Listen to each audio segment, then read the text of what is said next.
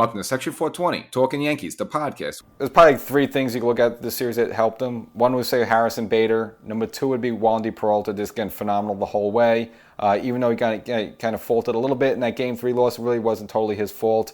Again, he had a dunker, and of course, Quan just put a good quality of bat on him.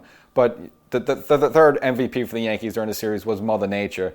So this game is going to be scheduled to play on a Monday night. Now, the Yankees had help with a little rain delay there. Now, basically what you're hearing behind the scenes there, it was that Cleveland was pushing to play this game.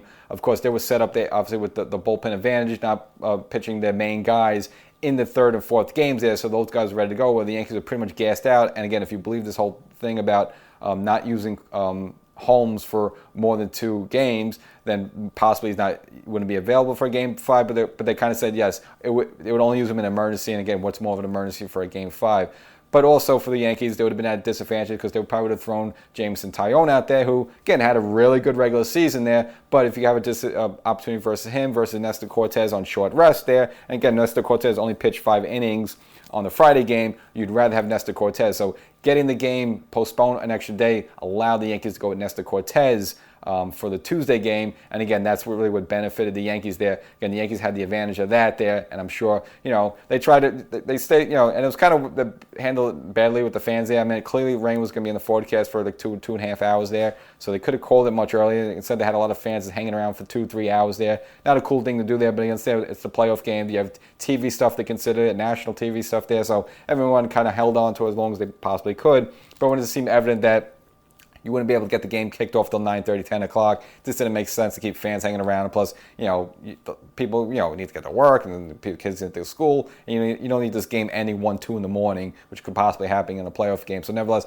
moved it 1 game back. And this Game 5 was actually probably the most easiest one for the Yankees. It was pretty much the less stressful one. The Yankees got on the board right away in the first inning. Now, Savale, the Guardian pitcher there, similar to Severino, hadn't pitched in 13 days, and it kind of showed their early sloppiness, hitting Rizzo, again, at that point putting 2 runners on, and then Giancarlo Stanton with the big 3-run home run. So Stanton was kind of quiet throughout this whole series, but just 2 big bops. But this one was a big one because it really got the Yankees on the board. And then the Yankees almost kind of put it away in the second inning. Judge would hit his second home run throughout this divisional series there. And the Yankees up 4-0 early with Nestor Cortez pretty much cruising along. They would scratch 1 run against him, but there was really maybe one point in this game where you felt the Yankees could be in trouble a little bit, but it was really when they were well ahead.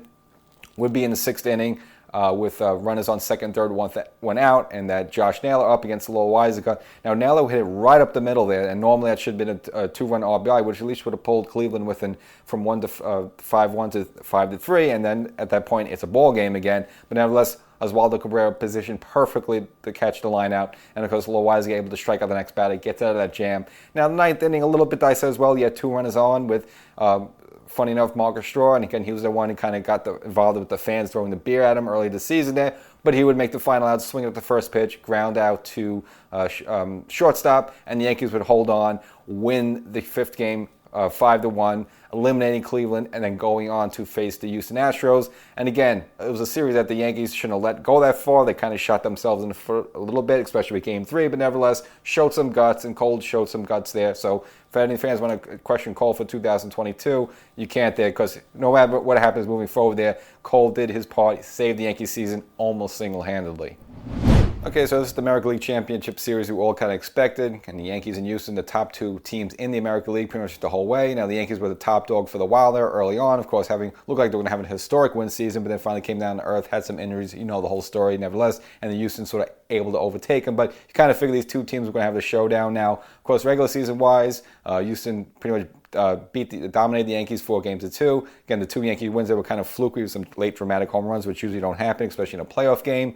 But the Yankees have a little bit of a different look for them. I mean, this is a Yankee team Houston that hasn't seen this season. Again, with Harrison Bader, with Oswaldo Cabrera, so it gives them a bit of a different look there with some speed and a little better defense. And plus, the Yankees are coming off hot, fresh off this Cleveland series, especially taking it to a 5th game. Houston's been laying around a little bit. And again, Houston's victory over Seattle there wasn't really a cakewalk. They should have lost the first game. Probably even should have lost the second game. Again, it took the 18th inning until someone finally got a hit. So maybe the Yankees can steal maybe one of these early games there, bring it back to the Bronx, and then maybe possibly pull up the upset. So make sure you subscribe to the podcast, and maybe by the next episode, possibly talk about a World Series run.